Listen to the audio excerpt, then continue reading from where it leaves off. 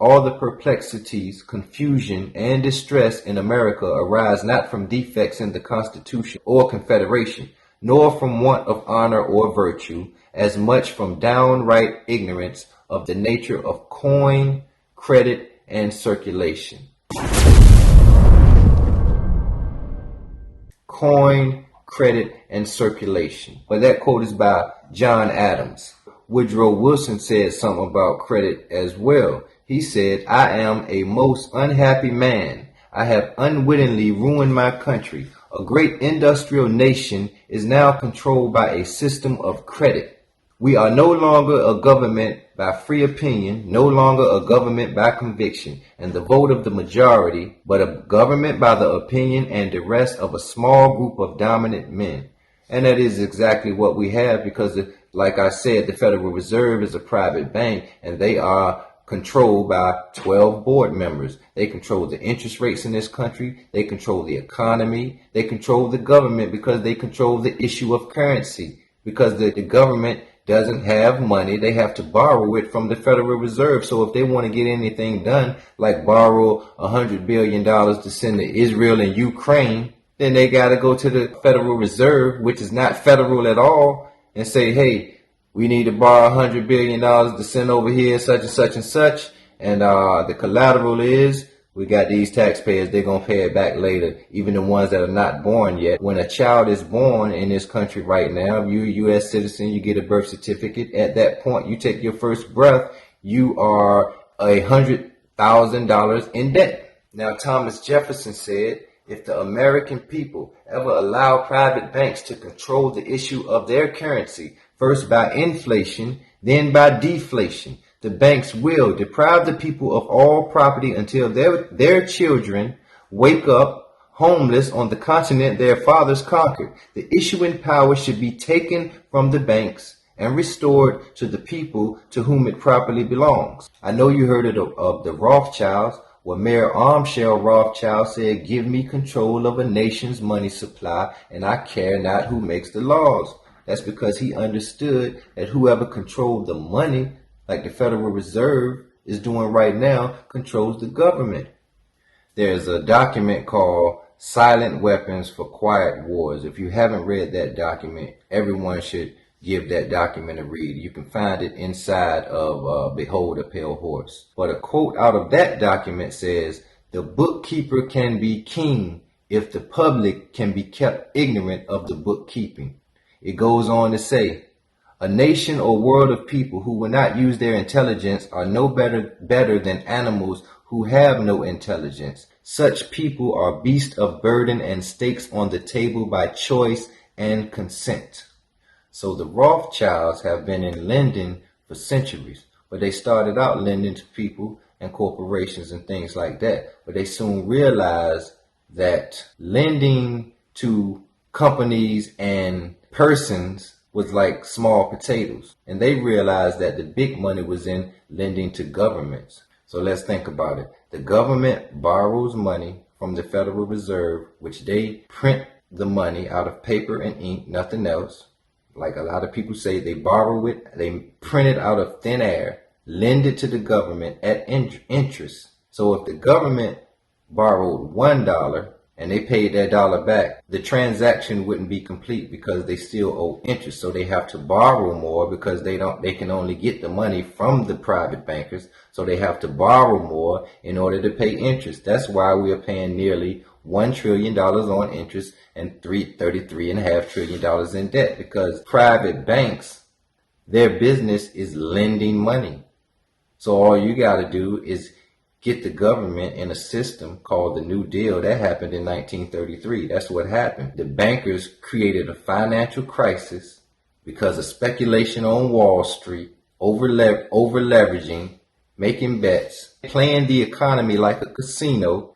And then everything, all the chips fell down one day and the bankers got paid and walked away and bankrupted the nation.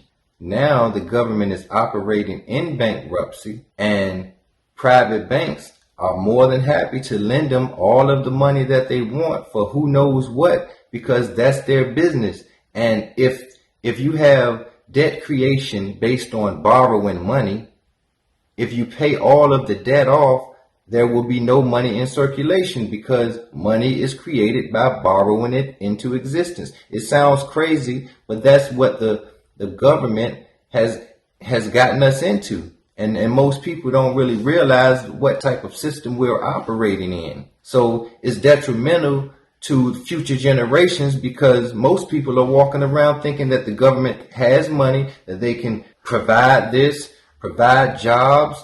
The government doesn't produce anything but war. They produce bombs to go kill people and stuff like that. That brings me back to Biden asking for this $105 billion for Ukraine and Israel, because it proves to me, I can see very clearly that these people are, I don't know, it's like the house is burning down, so they just gonna just spend it all the way up until, everything just falls, and then they're gonna play like they didn't know what happened. So you have to understand that the reason why the United States and this administration is so anxious to get involved in this war and that conflict is not because they want to save democracy and promote democracy and all of that. That's just simply not true.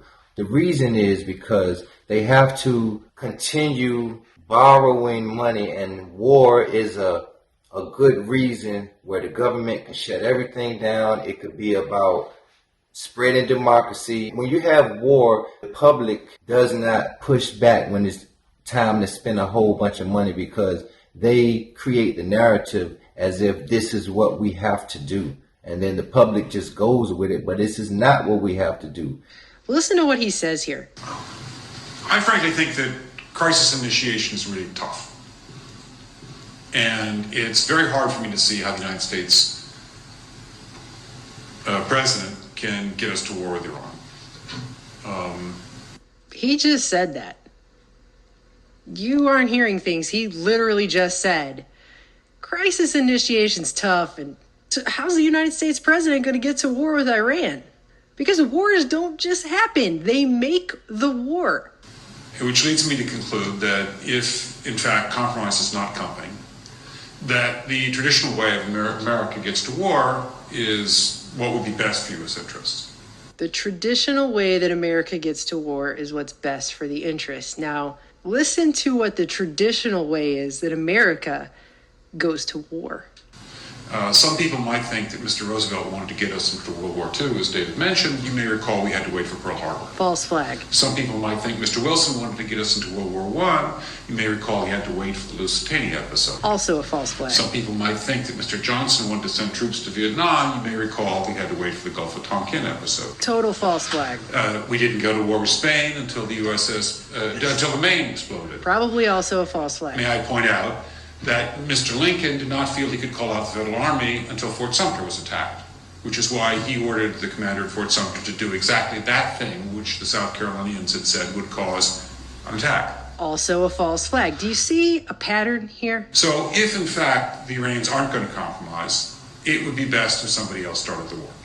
Period. If the Iranians don't compromise, it would be best if someone started this war, because that is how America goes to war. You literally have the douchebags who stand up there in these think tanks and say stuff like this. It's not even thinly veiled.